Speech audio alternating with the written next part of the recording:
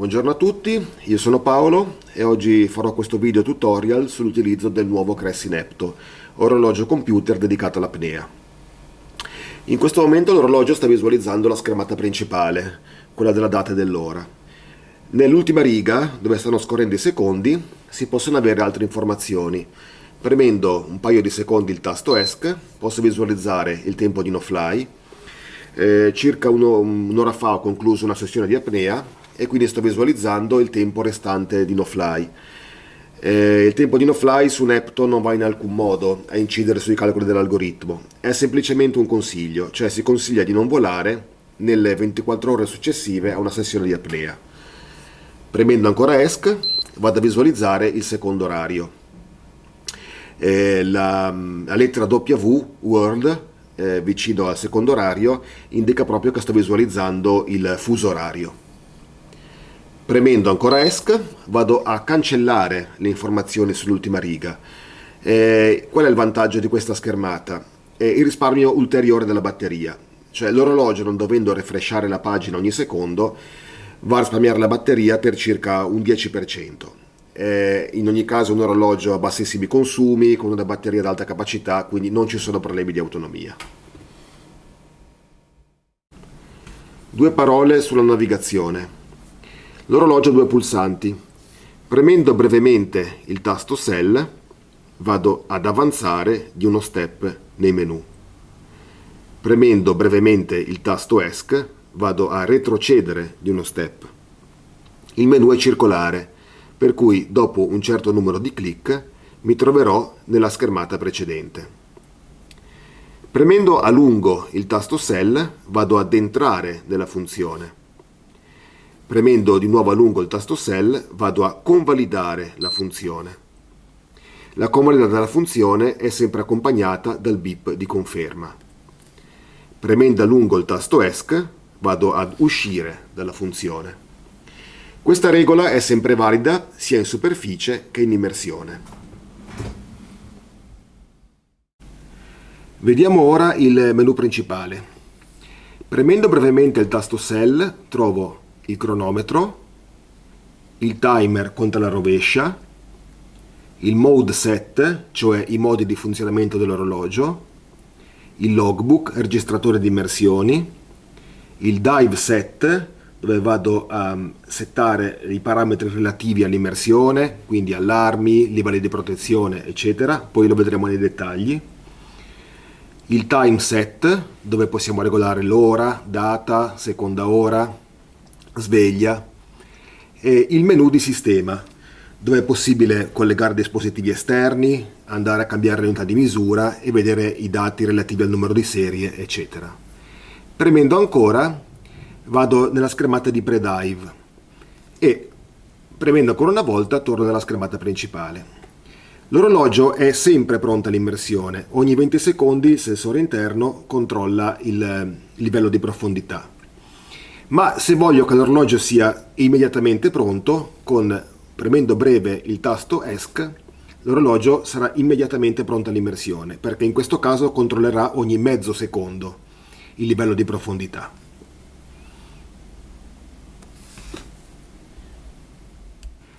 Vediamo ora le funzioni nei dettagli.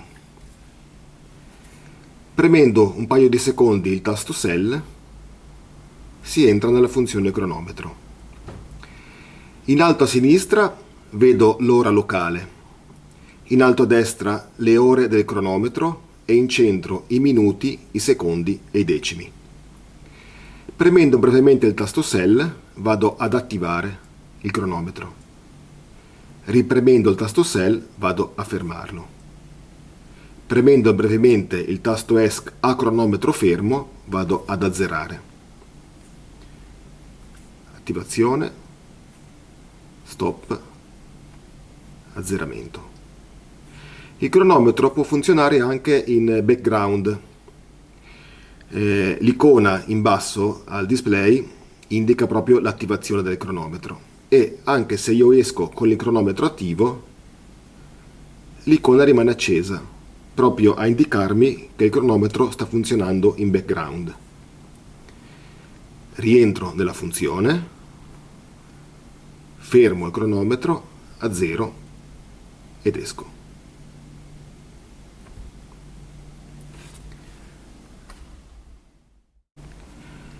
Vediamo ora la funzione timer.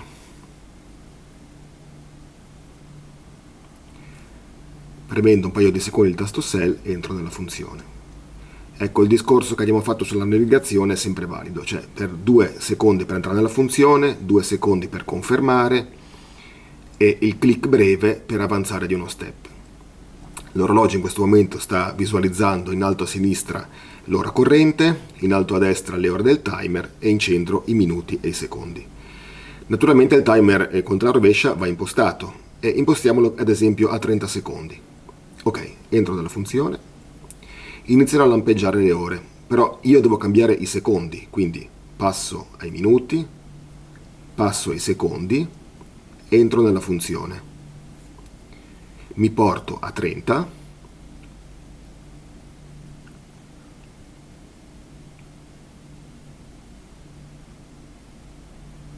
e confermo. A questo punto il mio cronometro è impostato, posso uscire ed è pronto. Per far partire il timer, premo brevemente il tasto Cell e per fermarlo ripremo brevemente il tasto Cell. Per riazzerarlo, cioè riportarlo a 30 secondi, prendo brevemente il tasto ESC. Riparto. Anche il timer può funzionare in background, infatti se esco mentre il timer è attivo, mi troverò sempre l'icona in basso al display a indicarmi che il timer è attivo. Rientro nella funzione timer e attendo che si arrivi a 0. Arrivato al 0, l'orologio emetterà per 5 secondi dei beep di avviso.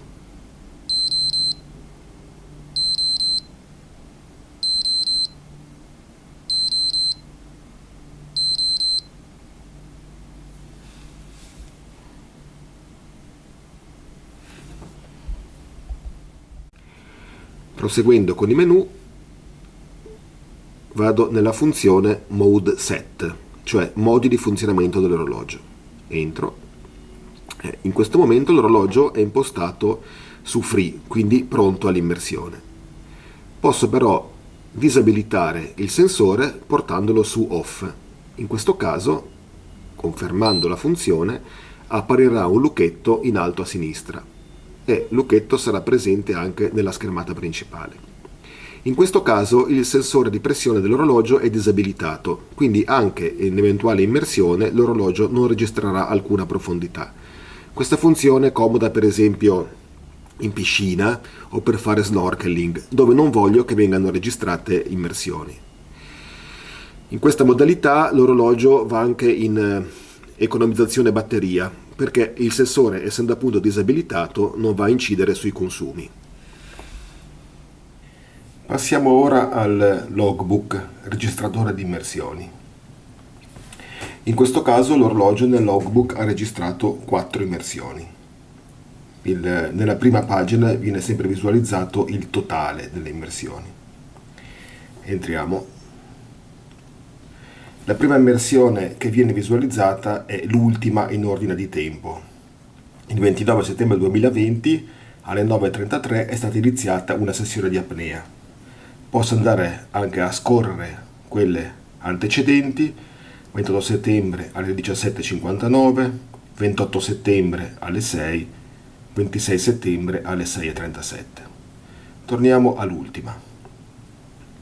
Premendo un paio di secondi entro dentro al registro immersioni relativo alla quarta sessione di apnea. Cosa vedo nella schermata? Che il totale della sessione, quindi tra superficie e profondità, è di 82 minuti, il tempo totale di sessione. Nella riga centrale si può vedere la profondità massima della sessione e sull'ultima riga il numero di tuffi della sessione e la temperatura minima registrata nella sessione. Questa è la pagina 1. Premendo brevemente vado a visualizzare la pagina 2. In questo caso nella prima riga c'è il tempo di sessione trascorso in superficie, 75 minuti, il tempo di sessione trascorso in immersione, 7 minuti. Nella riga centrale c'è sempre la massima profondità di sessione e sull'ultima riga il tempo del miglior tuffo di sessione. B sta per best, 2 minuti e 30. Posso anche andare, questi pagina 1, pagina 2 e poi si ritorna di nuovo alla quarta sessione. Posso però andare a vedere i dati del tuffi singoli. In questo caso sono stati fatti 5 tuffi, quindi premendo un paio di secondi il tasto Cell entro nella funzione tuffo singolo. E in questo caso vedo nella prima riga i tempi relativi al tuffo, il lasso di tempo trascorso tra il tuffo precedente e quello che sto visualizzando, essendo il primo tuffo, è 0. In alto a sinistra vedo la massima velocità istantanea del tuffo, in questo caso in discesa 84 metri minuto e in salita 60 metri minuto. Nella riga centrale vedo la profondità massima del tuffo, 24 metri,2. A fianco vedo il tempo del tuffo, 2 minuti e 26, e sull'ultima riga il numero del tuffo che sto visualizzando e la temperatura minima raggiunta nel tuffo. Premendo brevemente vado a scorrere anche gli altri tuffi. In questo caso abbiamo detto che erano 5. Questa è la pagina relativa al secondo tuffo e in alto vedo il lasso di tempo trascorso in superficie tra il primo e il secondo tuffo, sono 27 minuti e 36 secondi. Come dicevamo prima, nel secondo tuffo sia in salita che in discesa è stata raggiunta la velocità massima di 84 metri minuto. Queste velocità non sono dovute alla mia capacità di apneista, sono immersioni simulate fatte a macchina. Nella riga centrale la profondità massima del tuffo che sto visualizzando è di 7,1 metri, il tempo è di 1 minuto e 12 e sull'ultima riga appunto il numero del tuffo, in questo caso il secondo, e la temperatura minima del tuffo. Così via il terzo tuffo e il quarto tuffo. Tra la riga centrale e l'ultima riga è apparsa un'icona TRV, Time Ratio Violation. Indica che non è stato rispettato il tempo consigliato di superficie. Il tempo consigliato di superficie viene calcolato dall'algoritmo di protezione Taravana, che poi vedremo nei dettagli. Premendo un paio di secondi il tasto ESC, torno al menu di sessione, ripremendo un paio di secondi il tasto ESC, torno nel menu principale e ripremendo un paio di secondi vado nella schermata principale. Va detto che anche quando si è nei sottomenu, in questo caso torniamo nel registro di immersioni, andiamo nel registro di sessione, andiamo nel registro del tuffo singolo. Premendo a lungo il tasto ESC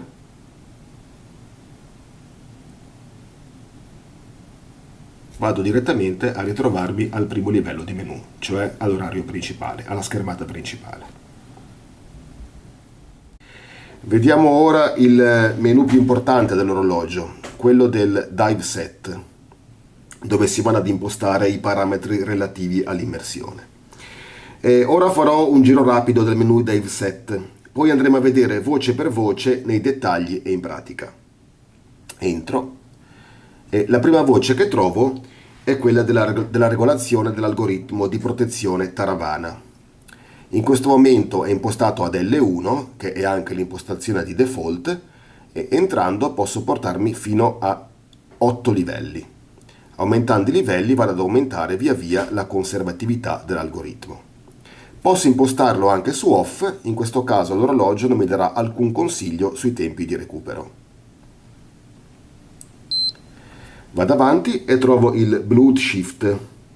cioè dove vado ad impostare la profondità massima del mio tuffo e di conseguenza l'orologio andrà ad impostarmi i tuffi di riscaldamento. Può essere impostato da 30 a 120 metri a passi di 5 metri. Ok, vado avanti e trovo il primo degli allarmi. Questo è l'allarme di tempo di superficie, surf time. Posso impostarlo da 1 minuto e a step di 30 secondi fino a 10 minuti e quando il tempo impostato di superficie sarà raggiunto l'orologio mi metterà degli allarmi acustici e visivi. Vado avanti con gli allarmi, trovo l'allarme di profondità. Ora impostato su off, posso regolarlo da 10 metri a step di 2 metri fino a 120 e raggiunta la profondità l'orologio emetterà degli allarmi acustici e visivi. Visivi, cioè lampeggerà la profondità e emetterà dei beep.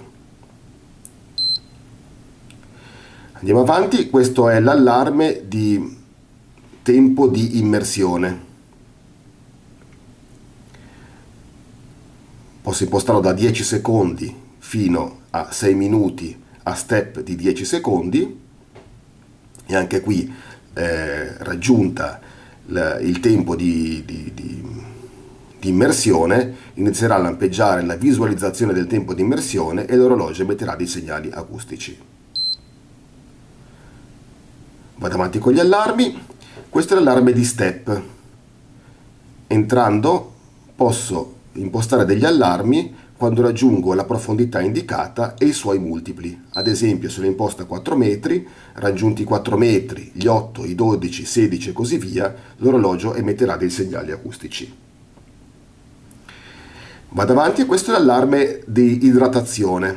È impostato di default a un'ora, posso spostarmi a passi di 30 minuti fino a 4 ore e raggiunto questo tempo si accenderà l'icona Hydrate e l'orologio mi consiglierà appunto di idratarmi, di bere. Questa è l'impostazione della salinità dell'acqua, in questo momento è impostata su salata, entrando posso spostarmi su acqua dolce. L'ultima voce del dive set è quella della frequenza di acquisizione del logbook, che può essere impostata su mezzo secondo, 1 secondo e 2 secondi e da qui appunto si andrà a definire la curva che si potrà poi visualizzare su dispositivi esterni, che sono via USB con computer Macintosh o PC oppure via Bluetooth con dispositivi iOS o Android. Vediamo il menu Dive Set nei dettagli. La prima voce di menu che trovo è quella dell'algoritmo di protezione Taravana. Una piccola parentesi sul Taravana e su come funziona l'algoritmo di Nepto. Il Taravana è una sindrome paragonabile a una forma grave di malattia da decompressione.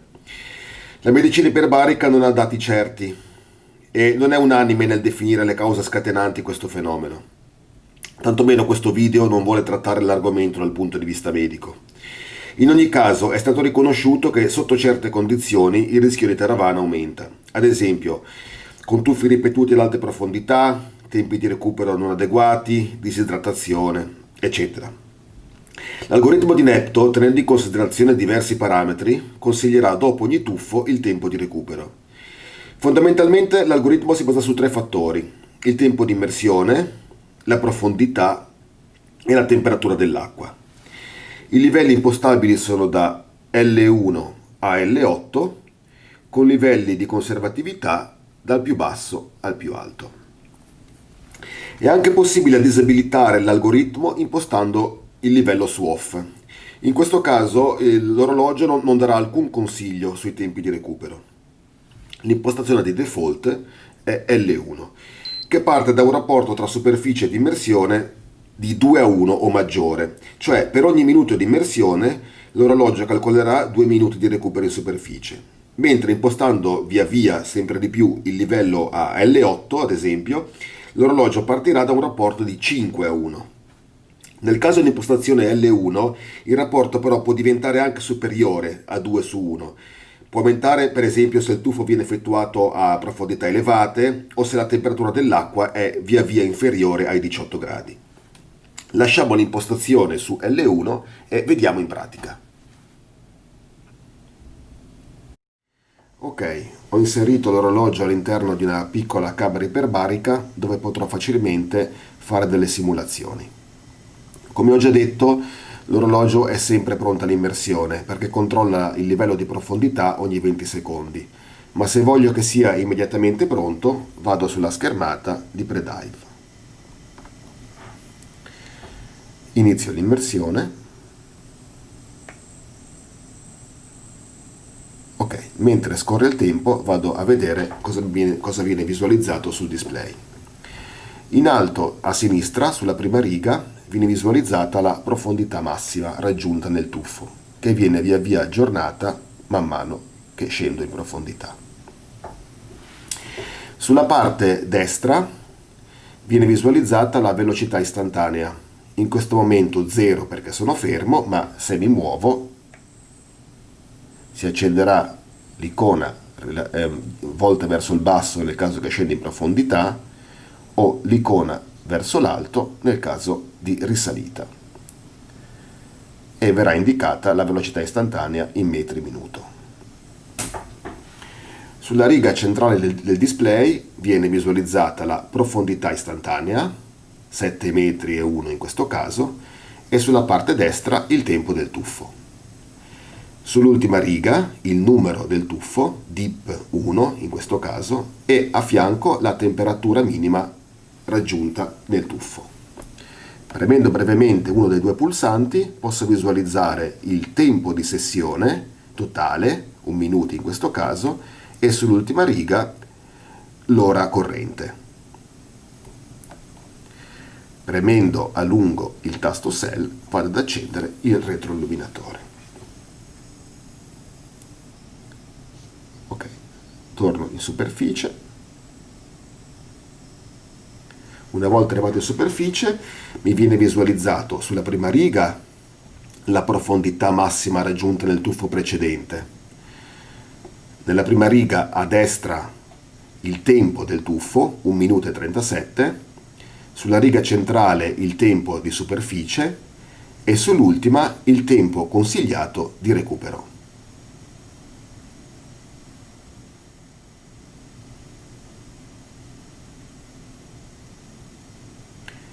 Trascorso il tempo di recupero, sull'ultima riga mi viene visualizzato il numero del tuffo precedente e la temperatura minima raggiunta nel tuffo precedente. A questo punto l'orologio è pronto per una nuova immersione.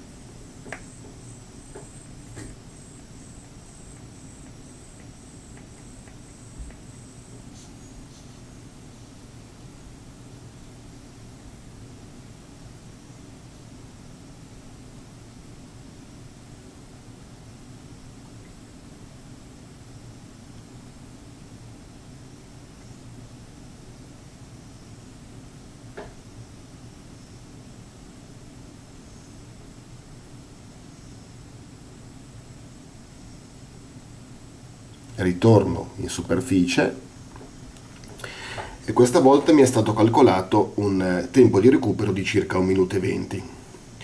Nel caso in cui io torno in immersione, quando ho ancora circa 1 minuto di tempo di recupero,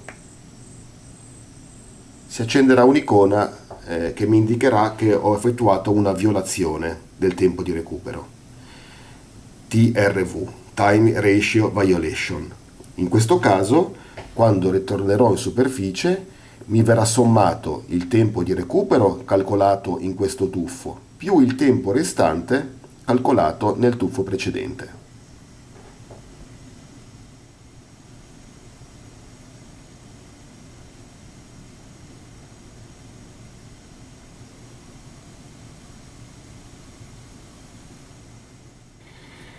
Andiamo avanti con i sottomenu Dive Set e vediamo la funzione Blood Shift. La funzione Blood Shift è utile a ridurre il rischio di emotisi nei tuffi effettuati ad alte profondità.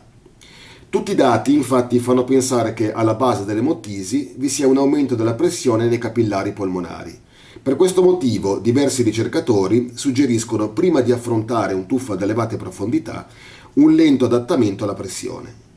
Una serie di tuffi a profondità graduale sembra quindi un ottimo metodo per diminuire notevolmente il problema. I tuffi di riscaldamento aiuterebbero infatti a distribuire in modo migliore il flusso sanguigno. Vediamo nei dettagli la funzione Blood Shift di Nepto. Impostiamo un tuffo, ad esempio a 50 metri, e andiamo a vedere in pratica.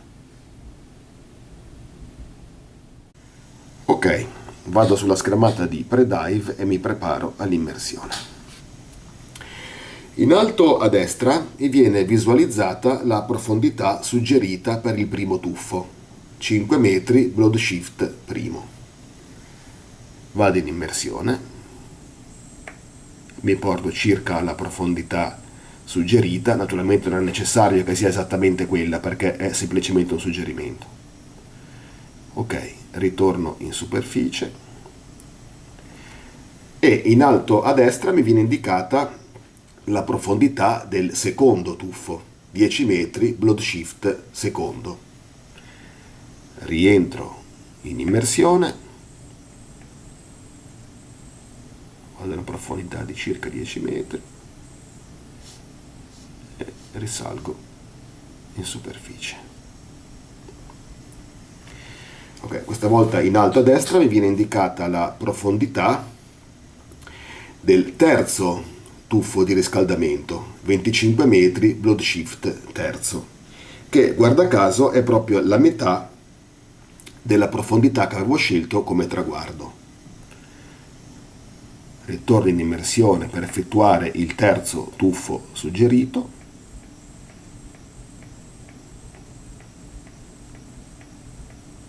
Raggiunti circa 25 metri, risalgo in superficie.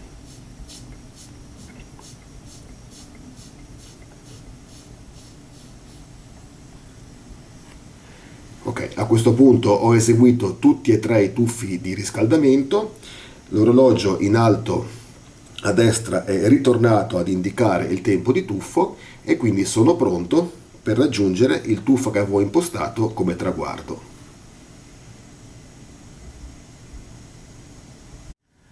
Ok, vado avanti con i sottomenu Dive Set e vado ad impostare l'allarme di tempo di superficie, Surf Time. Può essere impostato da 1 a 10 minuti, lo lascio a un minuto e inizio un'immersione.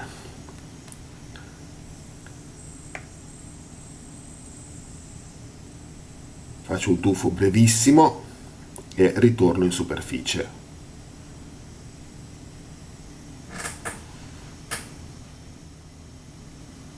Ok, sto arrivando alla soglia impostata di un minuto.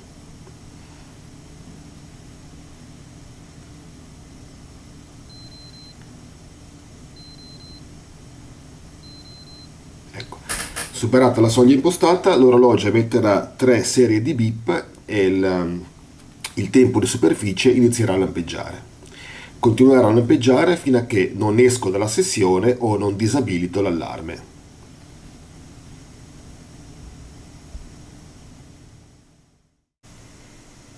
Proseguiamo con il sottomenu e andiamo ad impostare gli allarmi relativi al tuffo. Ok, allarme di profondità può essere impostato da 10 metri fino a 120 metri a passi di 2 metri, lo imposto ad esempio a 14 metri. Contestualmente vado ad impostare anche l'allarme del tempo di immersione, che può essere impostato da 10 secondi fino a 6 minuti, vado ad impostarlo a 1 minuto. Salvo le impostazioni e inizio l'immersione. Raggiungo rapidamente la soglia di 14 metri che avevo impostato.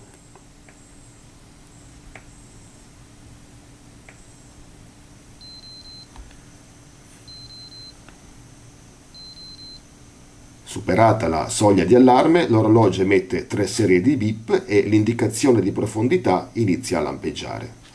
Continuerà a lampeggiare finché non risalirò sotto la soglia impostata. Ogni volta che supererò la soglia, l'orologio ripeterà l'allarme.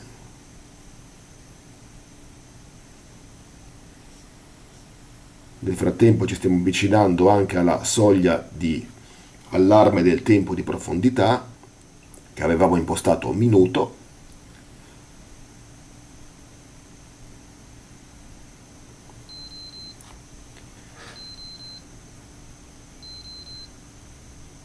Ok, superata la soglia impostata, l'orologio emette 3 serie di bip e l'indicazione del tempo di profondità inizia a lampeggiare. Continuerà a lampeggiare finché non risalirò in superficie. E gli allarmi resteranno sempre attivi anche nei tuffi successivi e nelle sessioni successive, finché non verranno disabilitati nel menu Dive Set.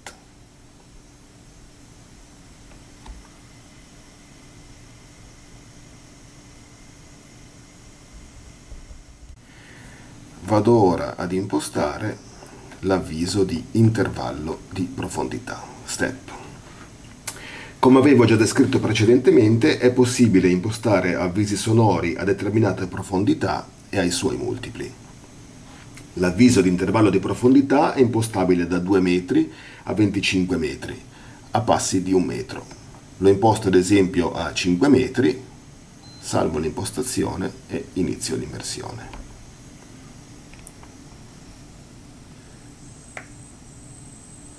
Arrivati a 5 metri, l'orologio mi avvisa con un doppio bip e così ai multipli di 5 metri.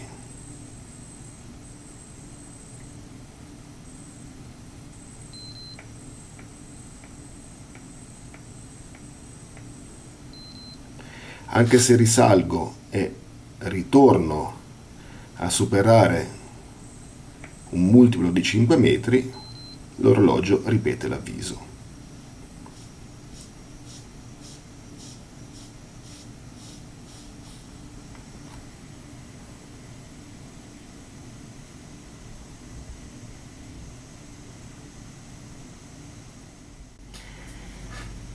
Vediamo ora l'avviso di idratazione.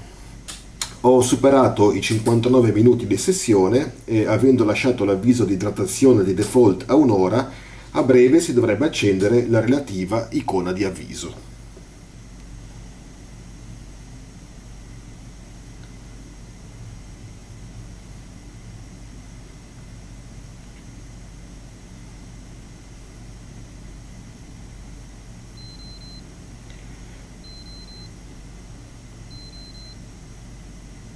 Ok, si è attivata l'icona Hydrate che raccomanda all'apneista di idratarsi.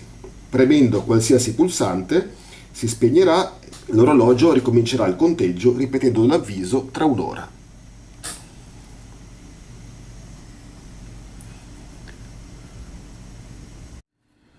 Vediamo ora il menu Time Set. Premendo un paio di secondi il tasto Cell entro nella funzione. La prima cosa che mi propone l'orologio è l'eventuale attivazione della sveglia. In questo momento è impostata su off. Voglio impostarla su on. Entro nella funzione, cambio premendo brevemente da off a on e vado a fissare l'impostazione. Avendo attivato la sveglia, l'orologio mi chiede se voglio cambiare anche l'ora della sveglia. Potrebbe andare bene così, ma facciamo una simulazione e la porto alle 8:30. Vado avanti, mi porto sulle ore, entro nella funzione ore e retrocedo di 1 step, portandolo alle 8. Fisso le ore, mi vanno bene le 8:30, quindi posso andare avanti lasciando 30 e concludo l'impostazione della sveglia. Vado avanti e a questo punto l'orologio mi propone l'impostazione dell'ora corrente. È possibile avere la visualizzazione a 12 o a 24 ore. In questo momento è impostata a 12, premendo un paio di secondi il tasto Cell posso portarla a 24 o appunto riportarla a 12. Quando è impostata la visualizzazione a 12 ore, si accenderà la relativa icona AM o PM.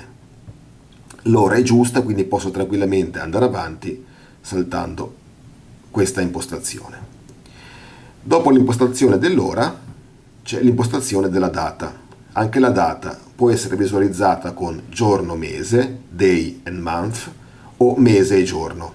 Va bene giorno, mese e la lascio così. Anche la data è giusta e quindi vado avanti senza entrare nelle impostazioni. Dopo l'impostazione della data ho l'impostazione del secondo orario, l'eventuale secondo orario. L'orologio in questo caso era stato impostato sull'ora di Londra, quindi un'ora in anticipo rispetto all'ora di Roma, ma se voglio posso anche entrare dentro l'impostazione della seconda ora e andare a muoverla a step di 30 minuti. Ok, mi riporto sull'impostazione precedente e vado a fissare l'impostazione. Ecco, io in questo caso, facendo appunto un tutorial, ho navigato tutto il menu timeset, ma naturalmente non è necessario. Se voglio impostare soltanto l'ora o soltanto la sveglia, andrò nelle impostazioni sveglia, fisserò le mie impostazioni e poi uscirò, senza dover navigare tutto il menu. Dopo aver impostato la seconda ora, se vado avanti mi ritrovo nella impostazione sveglia, proprio perché il menu è circolare. A questo punto ho impostato tutto, premendo a lungo il tasto ESC posso uscire dal menu timeset, tornando alla schermata principale. L'orologio si è accorto che sono entrato nella modalità seconda ora, quindi sull'ultima riga mi propone l'informazione della seconda ora. Io voglio riportare nell'ultima riga l'informazione dei secondi, la visualizzazione dei secondi, e quindi premo un paio di secondi il tasto ESC e mi riporto nella visualizzazione precedente. Andiamo ora a raggiungere il menu di sistema. Ecco, per raggiungere il menu di sistema si può fare come ho fatto ora, premendo più volte brevemente il tasto Cell, o altrimenti, dal momento che il menu è circolare, posso anche raggiungerlo premendo solo un paio di volte il tasto ESC, cioè andando all'indietro. Entro nel menu di sistema. Il primo sottomenu che trovo è quello del collegamento con dispositivi esterni. Tramite una docking station posso infatti collegare l'orologio via USB a un PC o Mac o via Bluetooth a un dispositivo iOS o Android. Vado avanti e vado a vedere le unità di misura dell'orologio, che possono essere, come in questo caso, metriche, metri e centigradi, oppure imperiali, feet e Fahrenheit. Vado avanti e vado a visualizzare la schermata dello storico dell'orologio. In questo caso l'orologio ha effettuato un'ora di attività, H1 indica un'ora, e in centro vedo la massima profondità raggiunta nella vita dell'orologio, in questo caso 24,2 metri. Vado avanti e trovo la schermata di informazioni. Sulla prima riga troverò il serial number, in questo caso 1111. Sulla seconda riga troverò la versione del firmware, 101, e sulla seconda riga a destra il numero di cambi batteria dell'orologio, in questo caso 0 perché l'orologio è nuovo. Vado avanti e trovo le impostazioni di marea. Sulla pagina principale infatti si può trovare un'icona che indica il livello di marea. Naturalmente la marea locale va impostata e quindi si possono consultare le tavole di marea ed entrando in questo menu si può andare a regolare l'ora della prossima alta marea. Vado a confermare e vado avanti con i sottomenu. L'ultimo sottomenu di sistema che trovo è quello dello sleep. L'orologio lo si può impostare anche in una modalità a bassissimo consumo. Per esempio, nei periodi dove non utilizzo l'orologio per esempio fuori stagione o comunque quando non lo si usa per un lungo periodo. Entrando nella funzione sleep, l'orologio mi chiede di confermare questa modalità. Se dico di sì, devo premere per 5 secondi, si attiverà un conto alla rovescia, dopodiché l'orologio andrà in modalità sleep. L'orologio in questa modalità non avrà i consumi del display e neanche quelli del campionamento della pressione, per cui si riuscirà ad avere un'autonomia molto più ampia. L'orologio comunque conserva tutte le impostazioni e anche l'ora. Basterà premere un qualsiasi pulsante per ritornare sulla schermata principale. Prima di concludere il video vorrei parlare un attimo dei menu consultabili all'interno della sessione. Ho iniziato una sessione di 3 tuffi e ora mi trovo in superficie. Il menu di sessione è composto da 5 pagine. La prima è quella che sto visualizzando, ma premendo brevemente uno dei 2 pulsanti posso andare a visualizzare le successive.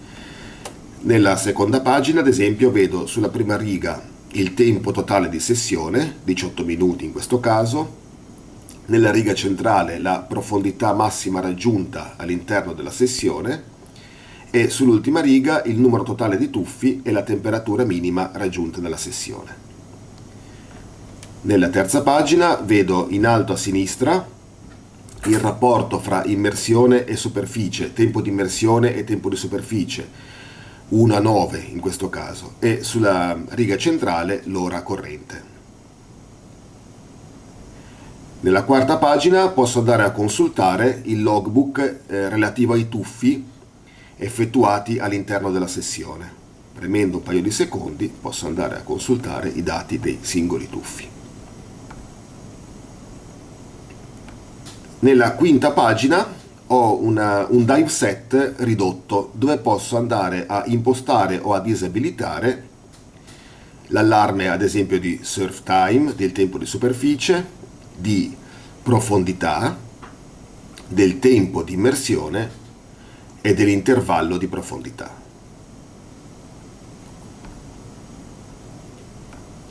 Ritorno sulla pagina principale. Per uscire dalla sessione premo a lungo il tasto ESC, premo brevemente e vado su Yes e confermo l'uscita.